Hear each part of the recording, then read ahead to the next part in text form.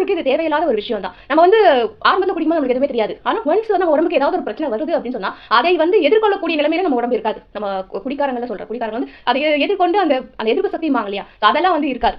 இதையும் தாண்டி வந்து என்ன அப்படின்னா, குடிக்க ஆரம்பிச்சிட்டோம் அப்படின்னு சொன்னா மைண்ட் அப்படிங்கிறது சுத்தமா வேலை செய்யாது.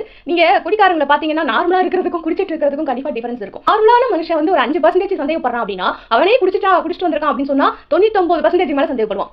இதுதான் வந்துட்டு நடக்கும். எல்லா விஷயமே அப்படிதான். சந்தேகம் மட்டும் இல்ல, கோபமோ விரக்தியோ எல்லா உணர்ச்சியுமே வந்துட்டு நீங்க குடிக்கும் போது அது வந்து மூளை அதிகமாக செயல்படும். அந்த உணர்ச்சிகள் வந்து அதிகமாக வெளிப்படும். இது வந்து நார்மலா எல்லாருக்கும் தெரிஞ்ச விஷயம் தான். எல்லாம் தெரிஞ்சுதான் நாங்க குடிக்கிறோம் அப்படின்றீங்களா? அவன் குடிச்சிருக்கான் வந்து அத்தனை வயசு உயிர் வாழ்றான், இவன் குடிச்சிருக்கான் இவன் அத்தனை வயசு உயிர் வாழ்றான், நாங்க வாழ மாட்டோமா அப்படி ஒரு குரூப் பேசுறாங்க. இன்னொன்னு என்னன்னா, நான் உயிர் வாழ்றதே வந்து சாப்பிடறதுக்கு தானே, ஏன் இஷ்டப்பட்டு நான் சாப்பிடுறேன் அப்படிங்கிற மாதிரி சிலர் பேசுறாங்க. இவங்க எல்லாம் பார்த்தோம்னா சப்பு சப்பு சப்பு சப்புன்னு அடிக்கலாம் போல இருக்கும். ஏன்னா வந்துட்டு குடும்பத்தை பத்தி யோசிக்கணும் இல்லையா?